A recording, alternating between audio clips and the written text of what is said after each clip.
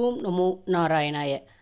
பெருமாள் திருமொழி, இரண்டாம் திருமொழி, தேட்டருந்திறல். அதாவது இந்த திருமொழியில் நம்மளுடைய குலசேகர ஆழ்வார் அரங்கனுடைய அடியார்கள் இருக்கிறாங்க இல்லையா, அவங்க எப்படியெல்லாம் திருவரங்கத்தில் ஆடி பாடி மகிழ்ந்து பெருமாளினுடைய நாமங்களை எல்லாம் சொல்லி எவ்வளோ சந்தோஷமாக இருக்காங்க அப்படிங்கிறத நான் பார்க்கணும். அப்படி பார்த்தா தான் நான் பிறந்தேன் இல்லையா, அதில் இந்த கண் அப்படின்னு என்னுடைய இருக்கக்கூடிய இந்த கண் அப்போ தான் நான் பிறந்ததற்குரிய பயனை அடையும் இந்த கண் அப்படின்னு சொல்கிறாரு. அதே மாதிரி பார்த்தீங்க அப்படின்னா மிக அழகாக அந்த தொண்டர்களுக்கு எப்படியெல்லாம் அந்த தொண்டர்களை மிகைப்படுத்தி அவர் சொல்கிறாரு அப்படின்னா, அவருங்க அந்த தொண்டர்கள் அரங்கநாதர் கோவிலுக்கு முன்னாடி போவாங்களாம். பாட்டு பாடிட்டு பெருமாளை நினச்சி பாட்டு பாடி அவருடைய நாமங்களை சொல்லி அவருடைய புகழ்வுகளையெல்லாம் புகழ்ந்து சொல்லி போகிறப்போ, அங்கே அந்த திருவரங்கத்துக்கு முன்னாடி பார்த்தீங்க அப்படின்னா அவங்க காலெல்லாம் பட்டிருக்கும் இல்லைங்களா, மிதிக்கப்பட்ட சேர் இருக்கும் இல்லையா, அந்த அழகிய சேற்றை என்னுடைய நெத்திக்கு நான் திலகமாக கொள்வேன் அப்படின்னு சொல்லி குலசேகர ஆழ்வார் சொல்கிறாரு. அப்படியே அந்த திருவரங்கனுடைய தொண்டர்களை மிகவும் சிறப்பு செய்து அவங்க தொண்டர்களுக்கு நான் போய் அதையெல்லாம் பார்க்கணும், அந்த தொண்டர்களுக்கெல்லாம் நான் சேவை செய்யணும் அப்படிங்கிற மாதிரி அழகான பாடல்களை இங்கே சொல்கிறாருங்க. இந்த பாடல் 658லிருந்து 667 வரைக்கும் இருக்கக்கூடிய இந்த பாசுரங்களை நம்ம பார்ப்போம். தேட்டு அருந்திறல் தேனினை தென் அரங்கனை திருமாதுவாள் வாட்டம் இல் வனமாலை மார்வனை வாழ்த்தி மால்கொள் சிந்தையராய் ஆட்டம் மேவி அளந்து அழைத்து அயர்வு எய்தும் மெய்யடியார்கள்தம் ஈட்டம் கண்டிடக் கூடுமேல் அது காணும் கண் பயன் ஆவதே. 659. தோடு உலா மலர் மங்கை தோளினை தோய்ந்ததும் சுடர் வாளியால் நீடு மாமரம் செற்றதும் நிறை மேய்த்ததும் இவையே நினைந்து ஆடி பாடி அரங்க ஓ என்று அழைக்கும் தொண்டர் அடிப்பொடி ஆட நாம் பெருள் கங்கை நீர் குடைந்து ஆடும் வேட்கை என் ஆவதே. 660.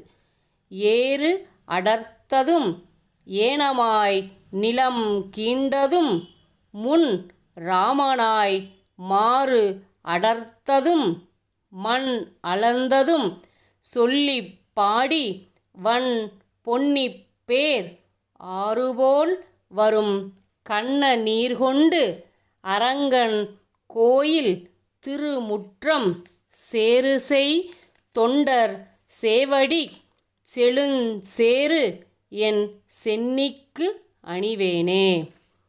661.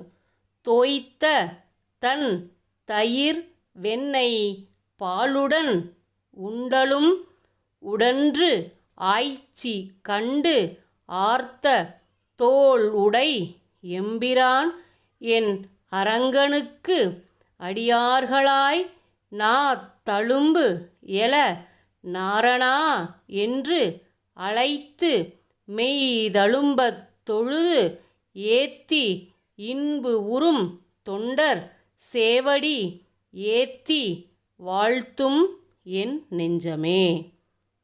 662. பொய் சிலை குரல் ஏற்று எருத்தம் இருத்து போர் அரவு ஈர்த்த கோன் செய் சிலை சுடர்சூழ் ஒளி தின்ன மாமதில் தென்னரங்கனாம் மெய் சிலை கருமேகம் ஒன்று தம் நெஞ்சில் நின்று திகழப்போய் மெய் சிலிர்ப்பவர் தம்மையே நினைந்து என் மனம் மெய் சிலிர்க்குமே. 663.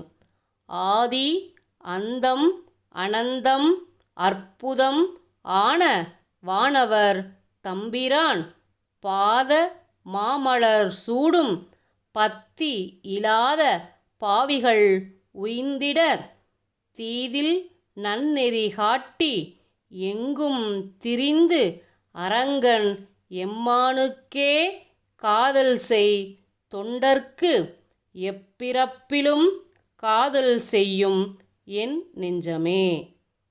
664. கார் இனம்புரை மேனி நற்கதிர் முத்த வெண்ணகை செய்யவாய் ஆர மார்வன் அரங்கன் என்னும் அரும்பெரும் சுடர் ஒன்றினை சேரும் நெஞ்சினராகி சேர்ந்து சூசிந்து இழிந்த கண்களால் வார நிற்பவர் தாளினைக்கு ஒரு வாரம் ஆகும் என் நெஞ்சமே. 665.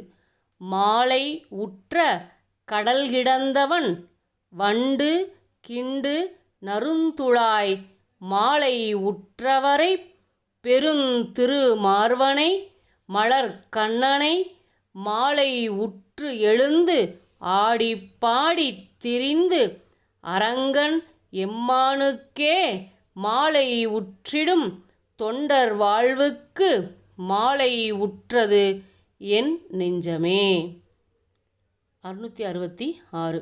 மொய்த்து கண் பனி சோர மெய்கள் சிலிர்ப்ப ஏங்கி இளைத்து நின்று எய்த்து கும்பிடு நட்டம் இட்டு எழுந்து ஆடி பாடி இறைஞ்சி என் அத்தன் அச்சன் அரங்கனுக்கு அடியார்கள் ஆகி அவனுக்கே பித்தராம் அவர் பித்தர் அல்லர்கள் மற்றையார் முற்றும் பித்தரே. 667. அல்லி மாமலர் மங்கை நாதன் அரங்கன் மெய்யடியார்கள் தம் எல்லையில் அடிமை திறத்தினில் என்றும் மேவு மனத்தனாம் கொல்லி காவலன் கூடல் நாயகன் கோழிக்கோன் குலசேகரன் சொல்லின் இன்தமிழ் மாலை வல்லவர் தொண்டர்கள் ஆவரே. இந்த கடைசி பாசுரத்தில் பலன் அழகாக சொல்லியிருக்காங்க. என்ன அப்படின்னா, சிறந்த தாமரை மலரில் பிறந்த பிராட்டிக்கு கணவராக இருக்கக்கூடிய அரங்கநாதனுடைய உண்மையான பக்தர்களுடைய எல்லையற்ற அடிமை திறத்தினில் எப்போதும் திருவுள்ளத்தை உடையவரும், அதாவது அடியவர்கள் எல்லாத்துக்குமே அவர் அவங்க அடியவர்கள் மேலே தான் அவரோட உள்ளம் இருக்குங்களாம். அப்படி இருக்கக்கூடிய கொல்லி நகர்க்கு அரசரும் மதுரைக்கு அரசரும் உறையூருக்கு அரசருமான, அதாவது நம்மளுடைய குலசேகர ஆழ்வார் என்ன பார்த்திங்கன்னா சோழ நாடு பாண்டி நாடு எல்லாத்தையுமே வெற்றி கொண்டு அரசாண்டாருங்களாம். அதனால் இந்த பாடலில் மிக அழகாக அதை குறிப்பிடுறாங்க. கொல்லி நகர் அரசர், மதுரைக்கு அரசர், உறையூருக்குமே அரசராக இருந்த குலசேகர ஆழ்வார்னுடைய சொல்லால் அமைந்த இந்த தமிழ் பாடல்களை யாரெல்லாம் படிக்கிறாங்களோ அவங்க தொண்டருக்கு தொண்டர்கள் ஆவார்கள் அப்படிங்கிறது உறுதி அப்படின்னு சொல்கிறாங்க. அதாவது நம்மளுடைய வைஷ்ணவத்தில் பொதுவாக எப்போவுமே பெருமாளுக்கு சேவை செய்கிறத விட பெருமாளினுடைய அடியவர்களுக்கு சேவை செய்கிறத எல்லாருமே மிகவும் சிறப்பாக எடுத்துக்குவாங்க, மிக உயர்ந்ததாக கருதுவாங்க. அப்படி தொண்டர்களுக்கு தொண்டர்களாக இருக்கக்கூடிய இந்த பாக்கியத்தை இந்த 10 பாசுரங்கள் பாடுறதுனால நமக்கு கிடைக்கும் அப்படின்னு சொல்லி அழகாக இங்கே குலசேகர ஆழ்வார் சொல்கிறாருங்க. அதனால் நம்மளும் இந்த பாடல்களை பாடி தொண்டர்களுக்கு தொண்டர்களாக இருக்கிறதுக்கான வாய்ப்பை பெறுவோம். ஓம் நமோ நாராயணாய. குலசேகர ஆழ்வார் திருவடிகளே சரணம்.